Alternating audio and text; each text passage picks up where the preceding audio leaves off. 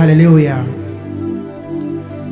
Bwana asema hivi, mbingu ni kiti changu cha enzi na dunia ni mahali pa kuwekea miguu yangu. Ni mtu wa namna gani nitakayemwangalia, ama ni nyumba ya namna gani nitakayokaa ndani yake?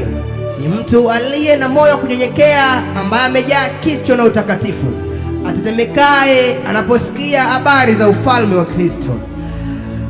Yoshua mtumishi wa Mungu akawaambia Wanaisraeli, kama mkiufanya moyo wenyu uwe mgumu, kama mkimkataa Bwana, na mimi leo nimeamua na nyumba yangu kumtumikia Mungu wa majeshi. Leo nimekuletea Yesu aliyemkataa. Leo nimekuletea Yesu aliyehubiriwa na Petro na kina Yohana, Yesu yule ya uzima, Yesu wa milele, Yesu ambaye anatoa mtu kwenye mavumbi na kumkalisha kana wakuu. Haleluya. Nataka niseme nawe mpendwa, mahali uliposikia sauti, Yesu anakupenda, Yesu anakupenda, Yesu anakuhitaji. Unaposikia sauti, usifanye moyo wako kuwa mgumu. Mkubali Yesu leo, mkubali Yesu leo, mpokee Yesu leo. Yesu anahubiriwa siku ya leo. Yesu ana haja na wewe. Rekebisha matendo yako ndugu yangu, kuna hukumu mbele yako. Mtafute Mungu wa kweli, mtafute Mungu wa kweli. Wanaabudu sanamu, wanaabudu miungu, haitakusaidia.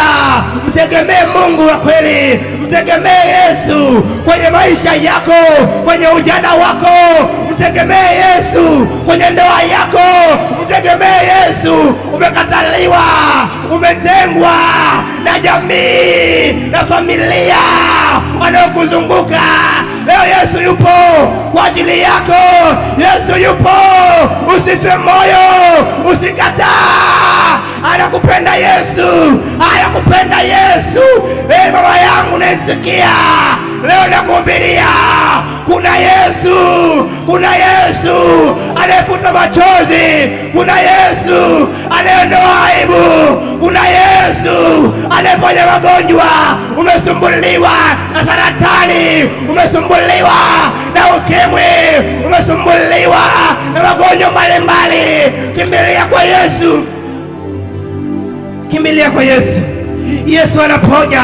Hakuna aliyemtegemea akaibika, toka mitume hata manabii, na wewe uko miongoni mwao. Ukimtegemea Mungu atakuinua, ukimtegemea Mungu atakutia nguvu, ukimtegemea Mungu atakuwezesha, ukimtegemea Mungu